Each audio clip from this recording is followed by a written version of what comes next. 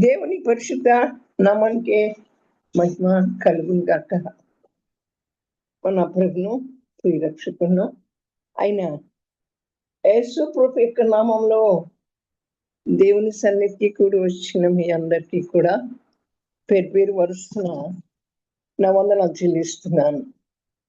అయితే నా ప్రియమైనటువంటి వాళ్ళరా, ఆయన తన ఉచితమైన కృపను బట్టి, అపారమైన ప్రేమను బట్టి మనందరినీ కూడా సజీవ లెక్కలో ఉంచి నూతన జీవాన్ని మనలో పెట్టి ఈ దినము చూడటానికి ఆయన ఇచ్చినటువంటి కృప కొరకు మీకే స్తోత్రాలు, మీకే వందనాలు ప్రభా.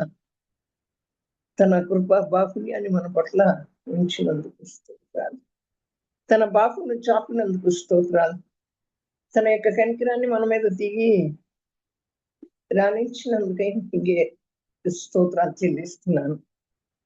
ఎందుకు పనికిరాని మనలను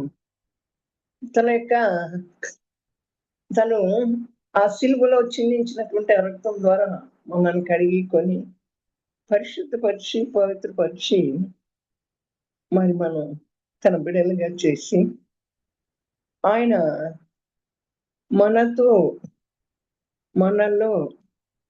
నివసిస్తున్నందుకు నివసించటానికి తన ఆత్మను పంపించి ఆయన మనల్ని చేయి పట్టుకుని దేవుడు నడిపిస్తున్నందుకు దేవునికి ఏమి ఇచ్చుకున్నా తీసుకోలేము.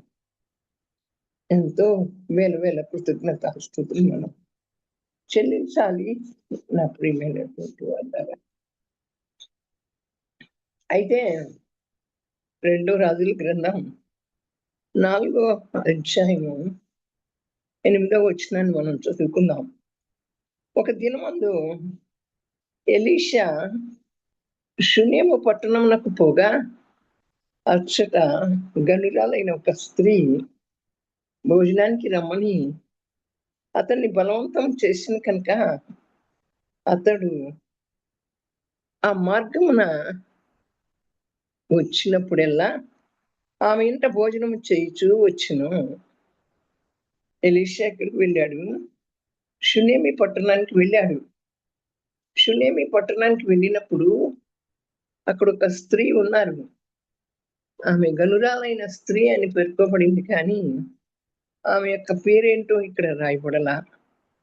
ఆ గనురాలైనటువంటి స్త్రీ ఆయన్ని భోజనానికి రమ్మనమని చెప్పి బలవంతం చేసింది కనుక ఆయన మార్గాన వచ్చినప్పుడల్లా ఆమె ఇంట్లో భోజనం చేస్తూ వచ్చాడంట.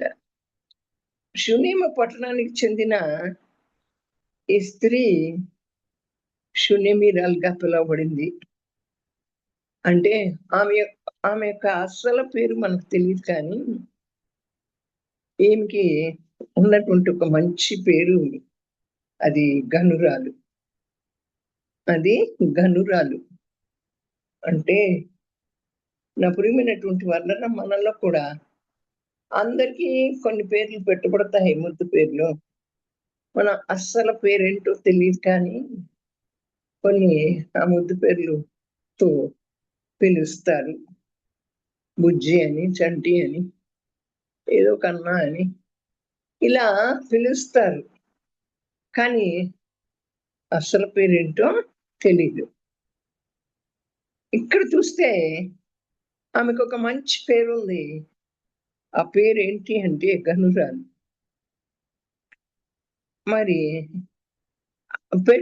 పెట్టుకున్నటువంటి పేర్లు, మనం పెట్టుకున్నటువంటి పేర్లు ఎలా ఉంటాయి కదా, ఎలా ఉంటాయి? అయితే చూడండి, శాంతమను, లేకపోతే గట్టిగా మాట్లాడితే గయ్యాలనో. అవును, గట్టిగా మాట్లాడితే గయ్యాలు అంటాం. అవును నా ప్రియమైనటువంటి వాళ్ళరా, మరి ఎవరో ఒకళ్ళు మరిది సుగుణమ్మను, ఇంకొక పేరు, ఇంకేదేదో పేర్లు ఉండొచ్చు. అయితే మరి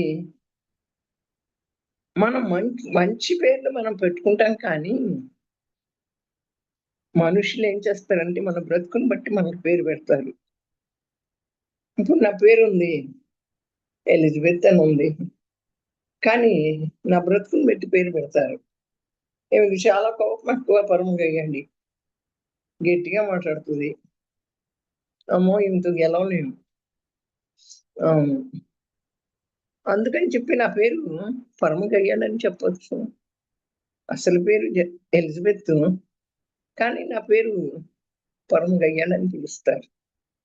ఒక దైవజనుడు అంటున్నాడు నన్ను చూసి, "నీ సమర్పణ గొప్పది. నీ విశ్వాసం గొప్పది. నీ అభిషేకం గొప్పది. దీని మీద కూడా దుష్టుడు దాడి చేయలేకపోతున్నాడు. నీ సమర్పణ మీద, నీ అభిషేకం మీద, నీ యొక్క విశ్వాసం మీద మరి దేని మీద దాడి చేయలేకపోతున్నాడు. కానీ అప్పుడప్పుడు నీ శరీరం మీద దాడి చేస్తా ఉంటాడు" అని చెప్తూ, నువ్వు ఉన్నట్టుగా మాట్లాడతావు గట్టిగా. ఆ గట్టిగా మాట్లాడతావు. వారు భక్తి విషయంలో కూడా సరిగ్గా చెయ్యకపోయినా గట్టిగా మాట్లాడతావు. అలాగే క్రమశిక్షణ లేకుండా ఉన్నప్పుడు దేవుణ్ణి వెంబడించే విధానంలో గట్టిగా మాట్లాడతావు. అయితే అవద్దు, లేకపోతే ఇవ్వద్దు అంటావు. కనుకనే నిన్ను చూస్తే అందరూ పోటాడుతా అంటారు, గయ్యాళ్ళు అంటారు. అవును నా ప్రియమైనటువంటి వాళ్ళగా. కనుక మరి ఉన్నట్టుగా మాట్లాడితే గయ్యాడి అంటారు, పోటాడుతూ అంటారు. అవును కదా! నాకు పెట్టిన పేరేమో ఎలిజబెత్. కానీ మనుషులు నా బ్రతుకుని బట్టి ఏమంటున్నారు? పరమ గయ్యాడి అంటున్నారు. అయితే ప్రసంగి గ్రంథంలో 7వ అధ్యాయం 1వ వచనంలో ఒక మాట రాయబడి ఉంది. సుగంధ తైలము కంటే మంచి పేరు మేలని దేవుని యొక్క వాక్యం చెప్తా ఉంది. అయితే మరి ఈ షునేమీరాలైనటువంటి షునేమీరాలు ఎందుకు గనురాలని పేరు పొందింది? ఇప్పుడు గనురాలు అనటానికి ఆమెలో కొన్ని క్వాలిటీస్ ఉన్నాయి. దేవునికి ఇష్టమైన క్వాలిటీస్ ఉన్నాయి. అందుకనే ఆమెను గనురాలు అని పిలిచారు. అందుకనే దేవుని యందు భయభక్తులు కలిగిన స్త్రీ కొనియాడబడుతుంది. మనము ఘనత వహించిన పాత్రలుగా ఉండాలి, కానీ ఘనత లేనటువంటి పాత్రలుగా మనం ఉండకూడదు అంటుంది దేవుని యొక్క వాక్యం. ఈ ఘనత వహించినటువంటి పాత్రగా ఉండాలంటే మనలో ఆ గనురాల్లో ఉన్నటువంటి క్వాలిటీస్ ఉన్నాయే, దేవునికి ఇష్టమైనటువంటివి, అటువంటి క్వాలిటీస్ మనలో ఉండాలి. అవును నా ప్రియమైనటువంటి వలన ఆమెలో మొట్టమొదట లక్షణం ఏంటి అంటే, ఆమెకి ఆతిథ్యం ఇచ్చే మనస్సు ఉందంట. ఆమెకి ఆతిథ్యం ఇచ్చే మనస్సు. వారు దేవదూతలని ఎరగకయే వారికి ఆతిథ్యం ఇచ్చాను అని దేవుని లేఖనం సెలవిస్తా ఉంది. ఈ గనురాలకి ఆతిథ్యం ఇచ్చేటువంటి మనస్సు ఉంది. ఎలా చెప్తున్నాము? ఎలీషా అనేటువంటి ప్రవక్త ఆ పట్టణంలోకి వచ్చినప్పుడు ఆమె ఏం చేసిందంటే, ఆయనని భోజనానికి ఆహ్వానించింది. ఆయన దేనికి ఆహ్వానించింది? భోజనానికి ఆహ్వానించింది. అందుకనే ఆమెకి ఆతిథ్యం ఇచ్చే మనస్సు ఉంది అని చెప్పగలుగుతున్నాం. మనలో ఎంతమందిని దైవ సేవకులకు ఆతిథ్యం ఇచ్చే మనస్సు మనం కలిగి ఉంటున్నాం? మొట్టమొదట దేవునికి ఇష్టమైనటువంటి మొట్టమొదటి లక్షణం ఆతిథ్యం ఇచ్చే మనస్సు. ఆ మనస్సును పట్టి ఆమె ఎలీషా అనే ప్రవక్త ఆ పట్టణంలోకి వచ్చినప్పుడు ఆమె ఆయనను భోజనానికి ఆహ్వానించింది. అవును నా ప్రియమైన వాళ్ళ, హెబ్రీ పత్రిక 13 అధ్యాయం 1 వచనంలో సహోదర ప్రేమ నిలవరంగా ఉండని, ఆతిథ్యం చేయ మరొకడి. అవును కదా. మనలో సహోదర ప్రేమ నిల నిలవరంగా ఉండాలంట. నిలవరంగా అంటే నిలకడగా ఉండాలి. ఆతిథ్యం చేయటం కూడా మనం మర్చిపోకూడదు. అందుకనే నా ప్రియమైన వాళ్ళరా, మరి ఆమెకి పరిచర్య చేసే మనస్సు ఉంది. మనలో దేవునికి, దైవ సేవకులకు ఆతిథ్యం చేసే మనస్సు ఉండాలి. ఆతిథ్యం ఇచ్చే మనస్సు ఉండాలి. ఆతిథ్యం చేయటం మనం మరిచిపోకూడదు. మీలో ఎవడైనాను గొప్పవాడై ఉండగోరిన యెడల వాడు పరిచారం చేయువాడై ఉండాలి. మనలో మనం ఎవరమైనప్పటికీ కూడా గొప్పవారమై ఉండాలి అనుకున్నప్పుడు మనం పరిచారం చేయాలి. అవును, పరిచారం చేయటానికి మనం ఇష్టపడాలి. పరిచారం చేయటానికి ఇష్టపడితేనే, ఆతిథ్యం ఇవ్వటానికి మనం ఇష్టపడితేనే ఆతిథ్యం ఇచ్చేటువంటి మనస్సు మనలో ఉండాలి నా ప్రియమైనటువంటి వాళ్ళరా. అందుకనే దేవుని లేఖనం అంటుంది, మనుష్య కుమారుడు పరిచారం చేయించుకుంటకు రాలేదు కానీ పరిచారం చేయటానికి అనేకులకు ప్రతిగా విమోచన క్రైతనంగా తన ప్రాణాన్ని ఇవ్వటానికి వచ్చాడని యేసు ప్రభు చెప్పారు. అవును, ఆతిథ్యం ఇవ్వటం, పరిచర్య చేయటం అనేటువంటి మనస్సు కలిగినటువంటి వారు ఘనమైనటువంటి మనస్సు కలవారు. అవును నా ప్రియమైనటువంటి వాళ్ళరా, యేసు ప్రభువే పరిచారం చేయటానికి, ఆయన పరిచారం చేయించుకోవటానికి భూమి మీదకి రాలేదు కానీ ఆయన పరిచారం చేయటానికి అనేకులకు ప్రతిగా, పాపాలకి ప్రతిగా విమోచన క్రైతనంగా తన ప్రాణాన్ని ఇవ్వటానికి వచ్చాడు. కనుకనే ఆతిథ్యం ఇవ్వటం మర్చిపోకూడదు, పరిచర్య చేయటం మర్చిపోకూడదు. ఆతిథ్యం ఇస్తూ పరిచర్య చేస్తూ ఉంటే మనం ఘనమైనటువంటి మనస్సు కలిగిన వారం. సంకుచితమైనటువంటి మనస్తత్వం కలవారు ఏం చేస్తారంటే, ఆతిథ్యం ఇవ్వటంలోనూ పరిచర్య చేసే విషయంలో కూడా తప్పించుకోవటానికి ప్రయాసపడతారు. గనులు ఏం చేస్తారు, పరిచర్య చేయటానికి ఇష్టపడతారు.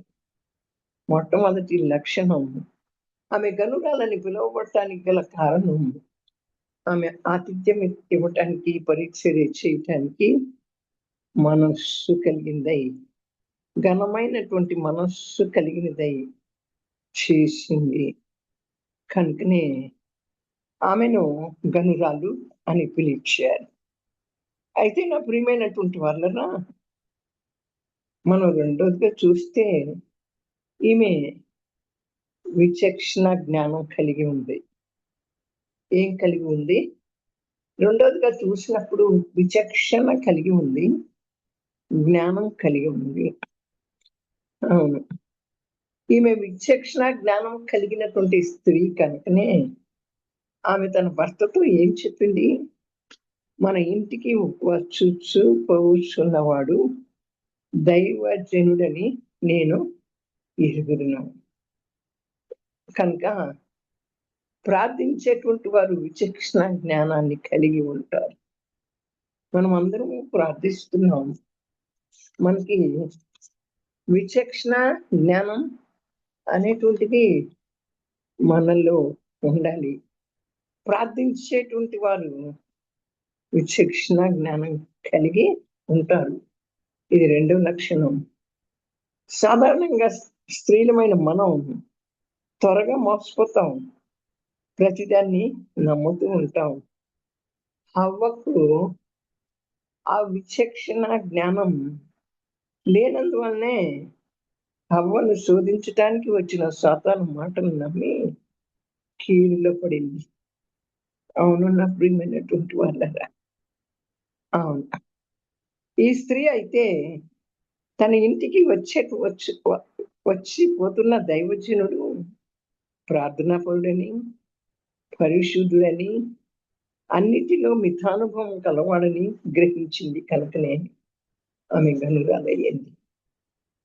రెండోదిగా ఆమె విచక్షణ జ్ఞానం కలిగి ఉన్నది కనుక ఆమె గనురాలుగా పిలువబడింది. ఎందుకని ఆ విచక్షణ జ్ఞానం ఎలా పనిచేసింది?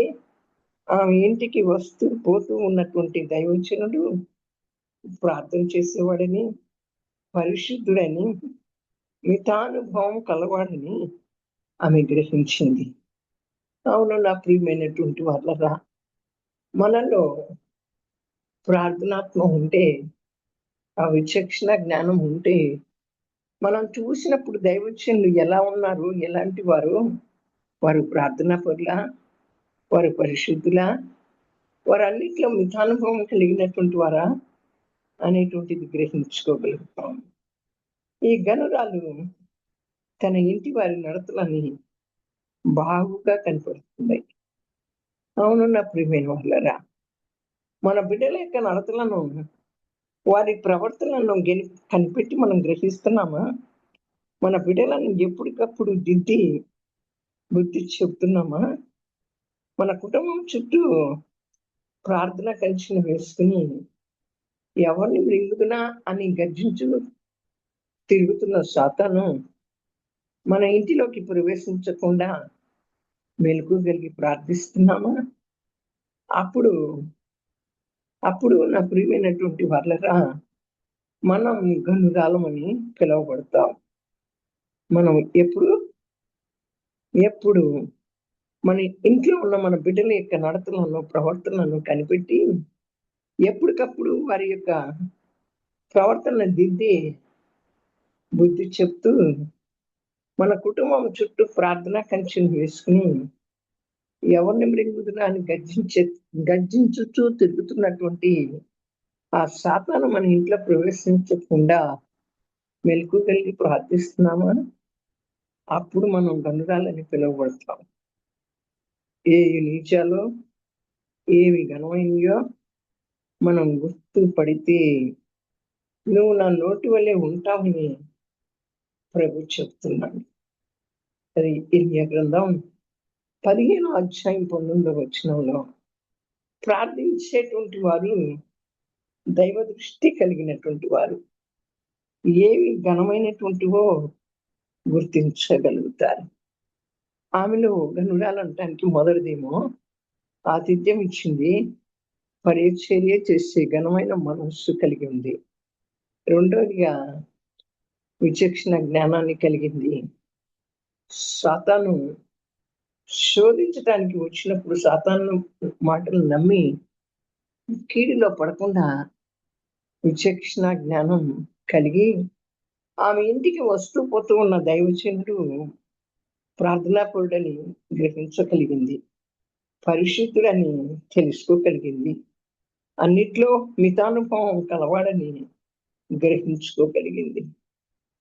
మరి మూడోదిగా చూసినప్పుడు నా ప్రియమైన వాళ్ళరా, ఆయనకు గోడ మీద ఒక గది కట్టించి అందులో అతనికి మంచము, బల్ల, పీట, దీపస్తంభం ఉంచుతానని భర్తతో చెప్పింది. తన కొరకే కాకుండా ఇతరుల కొరకు ఆలోచించేటువంటి వారు ఘనమైనటువంటి వారు. ఇతరుల దగ్గర నుంచి ఏం తీసుకుందామా అని కాకుండా ఇతరులకి ఏమిద్దామా అని ఆలోచించేటువంటి వారు ఘనమైన వారు. ఇతరుల యొక్క అవసరాలను వాటిని తీర్చడానికి ప్రయాసపడే మనుష్యులు. చూడండి, ఆమె తన కొరకే కాకుండా తన దగ్గరికి వస్తున్నటువంటి దైవజనుల కొరకు ఆలోచన చేసింది. ఆలోచన చేసి ఆయన యొక్క అవసరతలను గుర్తించింది. వాటిని తీర్చడం కోసం ప్రయాసపడింది. గనులైనటువంటి వారు తన దగ్గరికి వస్తా పోతా ఉన్నారు. ఆ దైవజనునికి విశ్రాంతి అవసరమని ఎరుగుంది. ఆహారం అవసరమని ఎరుగుంది. మంచము, బల్ల అవసరమని ఎరుగుంది. అది ఏర్పాటు చేసింది. ఆయనకు ప్రార్థనా పట్టణం అవసరమని పీటను, దీపస్తంభాన్ని ఏర్పాటు చేసింది. ఈ ప్రేమ ఇతరుల గురించి ఆలోచన చేస్తుంది. ప్రవక్తను చేర్చుకున్నవాడు ప్రవక్త ఫలాన్ని పొందుతాడు. నీతిమంతుని చేర్చుకున్నవాడు నీతిమంతుల ఫలాన్ని పొందుతాడు.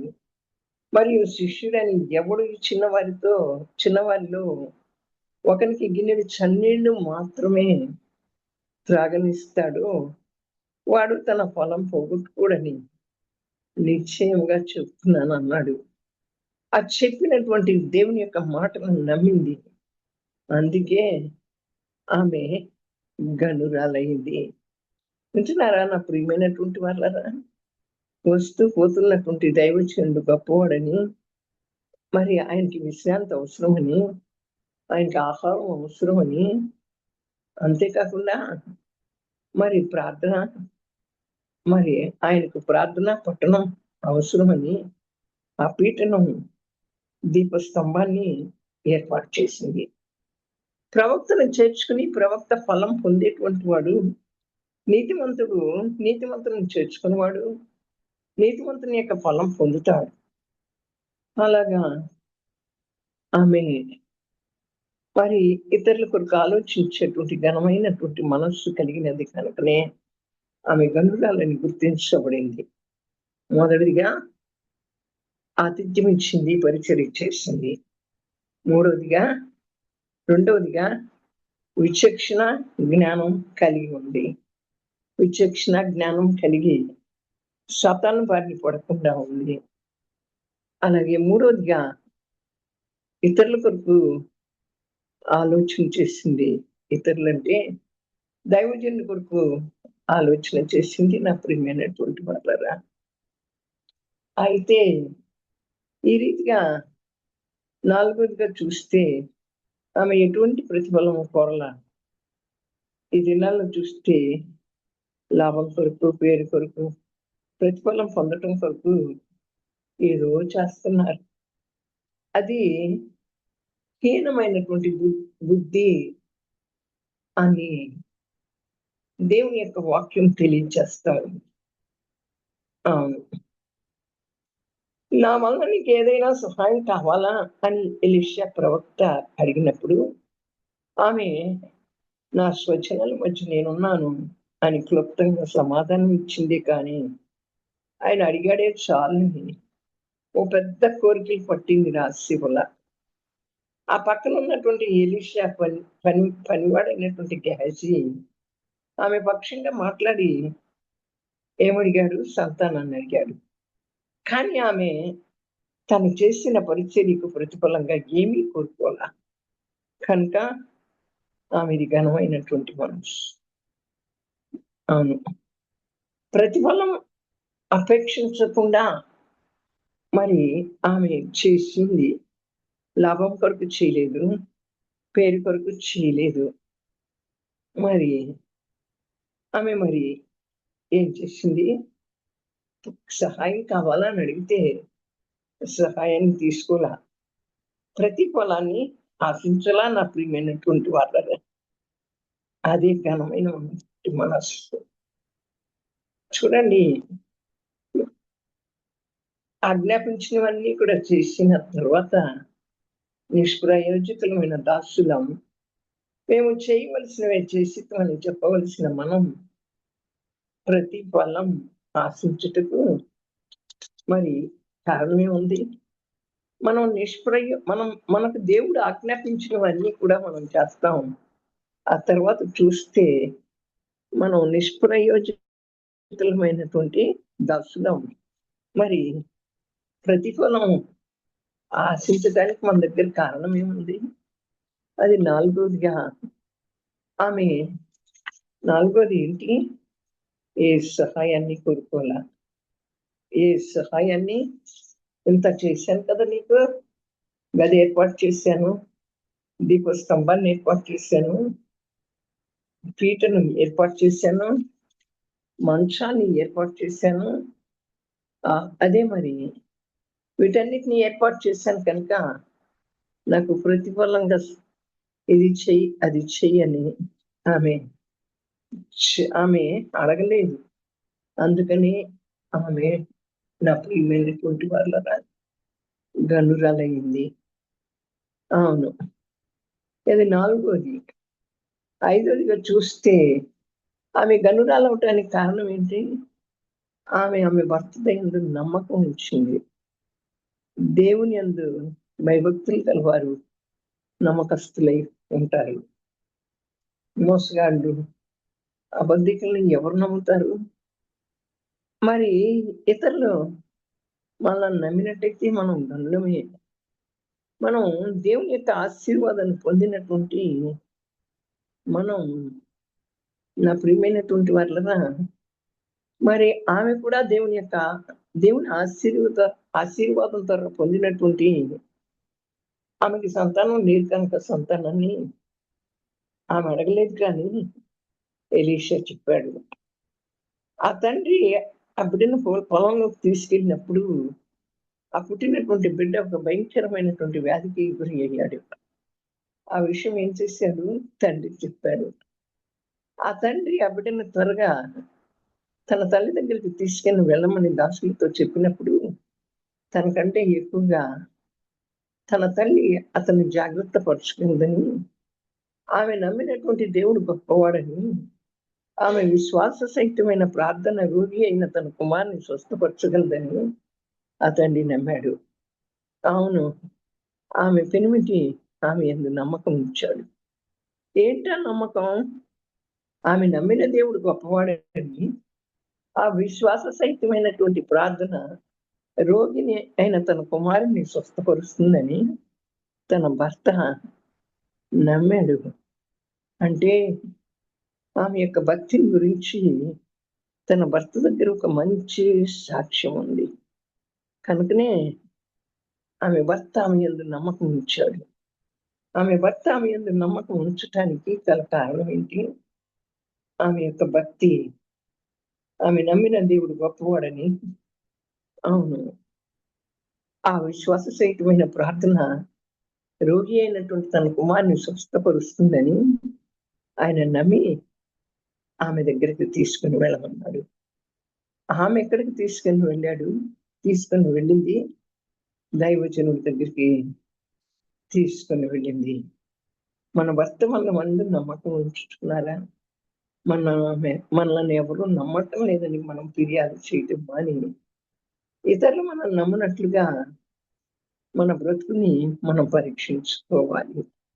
దేవుడు నమ్మకస్తుల కొరకు, ఘనమైన మనస్సు గల వారి కొరకు వెతుకుతూ ఉన్నాడు. నా ప్రియమైనటువంటి వాళ్ళరా, ఇది ఐదోది ఇక్కడ ఏమైంది? ఏమి మనం తెలుసుకున్నాము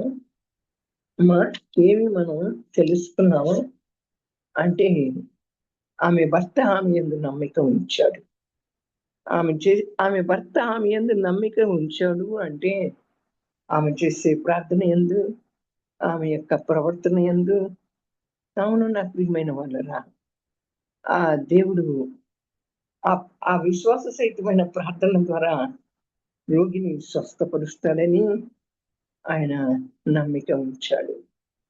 అలాగే మన ఇంటి వారు మన మీద నమ్మిక ఉంచాలి. అది ఐదోది. దేవుడు నమ్మకస్తుల కొరకు, ఘనమైనటువంటి మనస్సు కలిగినటువంటి వారి కొరకు వెతుకుతున్నాడు. ఆరోదిగా చూస్తే ఆమె దేవుని మీద స్థిరమైన విశ్వాసం ఉంచింది. అనేక మంది మనలో అన్ని బాగున్నప్పుడు విశ్వాసులుగా ఉంటాం, కానీ కష్టాలు నష్టాలు కలగగానే విశ్వాస భ్రష్టులైపోతాం. వ్యాధితో ఉన్నటువంటి కుమారుడు ఆమె తొడ మీద పడుకుని చనిపోయాడు. ఆ బిడ్డ చనిపోయినప్పటికీ కూడా ఆమెలో ఉన్న విశ్వాసం తొణకలా. ఆమె గగ్గోలు పెట్టి ఊరందరికీ తెలియచేయలేదు, కానీ ఆమె దేవుని యందు విశ్వాసం ఉంచి నిబ్బరంగా ఆ బిడ్డను దైవజనుల మంచం మీద పడుకోబెట్టి తాను దైవజనుల దగ్గరికి పోయి వస్తానని భర్తకు కబురు పెట్టింది. నా ప్రియమైన వాళ్ళరా, ఈమె ఏం చేసింది? ప్రతి విషయం కూడా తన భర్తకు తెలియచేసింది. తన భర్త ఎరుక ద్వారానే చేసింది. ఆమె తన భర్త కంటే జ్ఞానినని కానీ, భక్తి పరురాలనని కానీ తన భర్తను తృణీకరించలేదు. భర్తను తృణీకరించేటువంటి వారు, హీనపరిచేటువంటి వారు దుష్టులే కానీ మరి అంటే నా ప్రియమైన వాళ్ళ గనులు కాదు. ఆయనను విశ్వాసం లేనటువంటి తన భర్తకి బిడ్డ చనిపోయాడనే విషయం మాత్రం తెలియచేయలే. ఎప్పుడు ఏది మాట్లాడాలో ఎరిగినట్టు కూడా జ్ఞానవంతురాలు జ్ఞానం కలిగి నోరు తెలుస్తుందంట.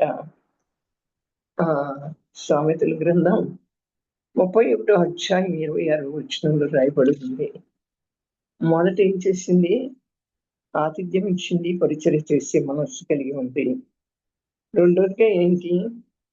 విచక్షణ జ్ఞానం కలిగి ఉంది.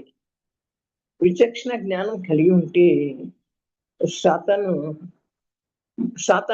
మాటలను నమ్మి మనం కీడులో పడకుండా ఉంటాం.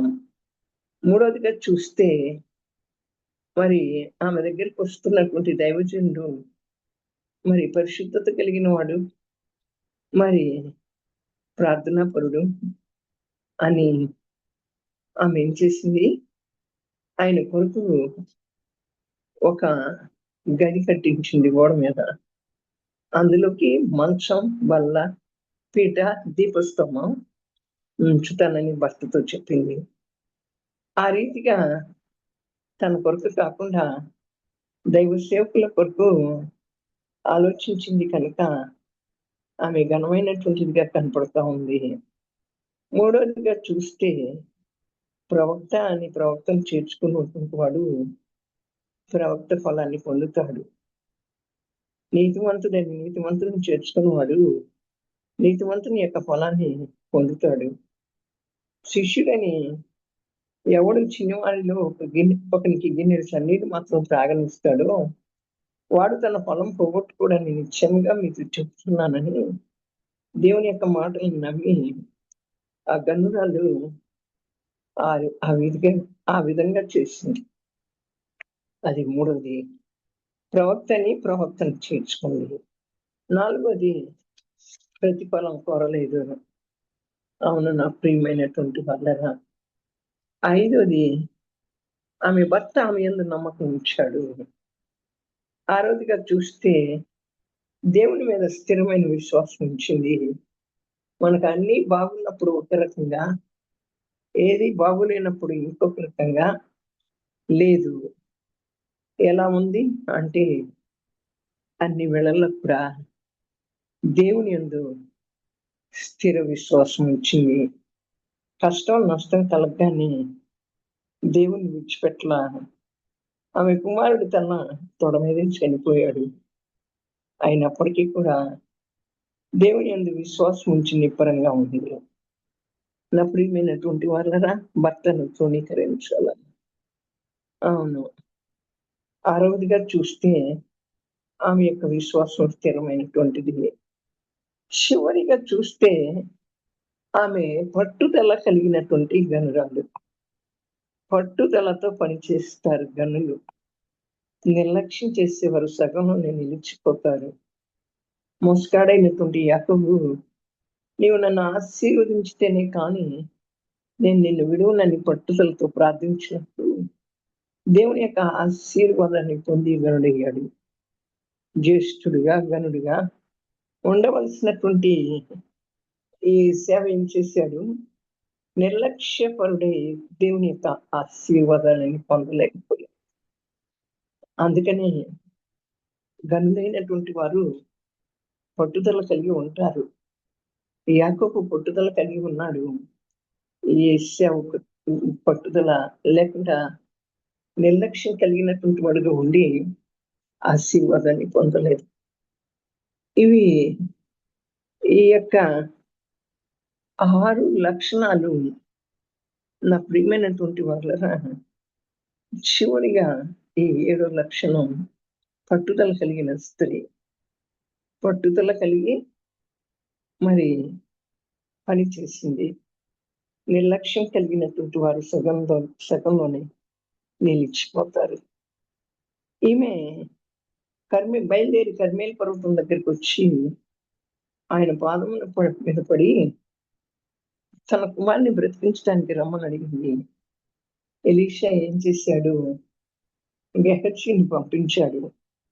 గెహజీ యొక్క భక్తిని, విశ్వాసాన్ని ఎరిగిన షూనేమీరాలు, అది అతని వల్ల కాదు, నువ్వు వస్తేనే కానీ నిన్ను విడువనని పట్టుపట్టి ఆ దైవజనులతో ఇంటికి తీసుకుని వెళ్ళింది. ముందుగా వెళ్ళినటువంటి గెహజీ తన ప్రయత్నాలు చేసినప్పటికీ కూడా ఎటువంటి కదలిక లేదు. ఎలీషా వెళ్ళి ప్రార్థన చేసినప్పుడు ఆవిడ 7 మార్లు తుమ్మాడు, కళ్ళు తెచ్చాడు. అప్పుడు ఆమె బిడ్డని ఎత్తుకుని కౌగిలించుకుంది. చనిపోయిన బిడ్డను తిరిగి పొందింది. నన్ను గనపరచు వారిని నేను గనపరుస్తానని చెప్పాడు కదా దేవుడు. అవును, ఈ విధంగా గనురాలుగా పిలువబడటానికి మనం ఆశపడుతున్నామా? ప్రభువా, పరిచర్య చేసే మనసు దయచేయి. ప్రార్థనలో మెలకు కలిగి, ప్రేమలో తీవ్రత కలిగి జీవించడానికి సహాయం చేయి. విశ్వాసాన్ని, పట్టుదలను కలిగి బ్రతకటానికి కృప చూపించు అని మనం వేడుకోవాలి. ఆమె ఎందుకు గనురాలుగా పిలువబడింది? ఆమెలో ఉన్నటువంటి ఆ 7 కారణాల వల్ల ఆమె గనురాలుగా పిలువబడింది. అయితే ఆమె, దేవుడు అంటాడు, నన్ను గనపరుచు వారిని నేను గనపరుస్తాను. ఆమె దేవుని గనపరిచింది. అవును కదా, అందుకనే దేవుడు ఆమెను గనపరిచాడు. ఈ రీతిగా ఆ ఘనమైనటువంటి స్త్రీకి, ఆ షూనేమిరాలైనటువంటి గనురాలైనటువంటి స్త్రీకి ఉన్నటువంటి ఈ క్వాలిటీస్ ని మనం కలిగి ఉండాలని, ఈ లక్షణాలను మనం కలిగి ఉండాలని దేవుడు కోరుకుంటున్నాడు. ప్రభువా, ఈ రీతిగా పరిచర్య చేసే మనస్సు, ఆతిథ్యం ఇచ్చే మనస్సు నాకు ఈ ప్రభువా, విచక్షణ జ్ఞానం కలిగి మరి జీవించే మనస్సు నాకు అయ్యా. అలాగే నా ప్రియమైనటువంటి వాళ్ళరా, మరి ఇతరులకి సహాయం చేసే మనస్సు నాకు అయ్యా. ప్రవక్తను చేర్చుకునే మనస్సు నాకు అయ్యా.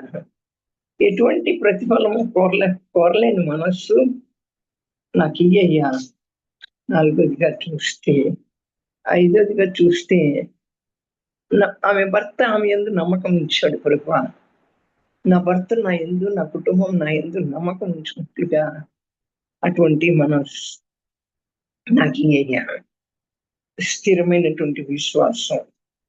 అన్ని బాగున్నప్పుడు విశ్వాసం ఒక రకంగా, బాగోలేనప్పుడు విశ్వాసం ఇంకొక రకంగా ఉండకూడదు ప్రభువా. కానీ ఆమె కుమారుడు చనిపోయిన ఆమెలో విశ్వాసం తొలగల. అటువంటి విశ్వాసం నాకు దయచేయి ప్రభువా.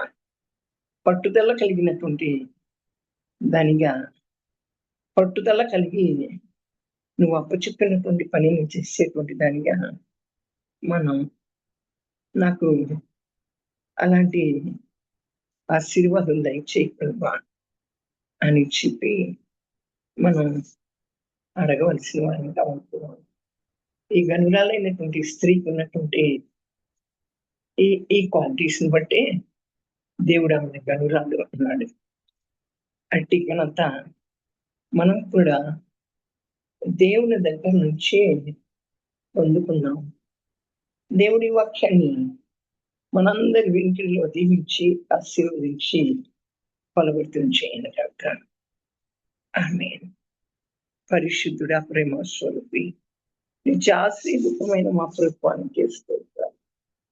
మీరు మాతో మాట్లాడారు ప్రభా. గనురాలైన స్త్రీ గురించి మాట్లాడారు. అవును ప్రభా, మీకే స్తోత్రాలు. మేము ఘనత వహించిన పాత్రలుగా ఉండటానికి మీ కృప చూపించి ఈ 7 లక్షణాలు కలిగి ఉండటానికి మీరు సహాయం చేయమని, వచ్చిన ప్రతి బిడ్డని కూడా పేరు పేరు వచ్చిన జ్ఞాపకం చేసుకోమని, రాలేనటువంటి వారికి మీ సన్నిధికి తీసుకుని రమ్మని, మీ సన్నిధి సరిహద్దులను మరొకసారి విశాలపరచమని, అనేకులను చేర్చమని, మేము నేర్చుకోవలసినవి చాలా ఉన్నాయి ప్రభా.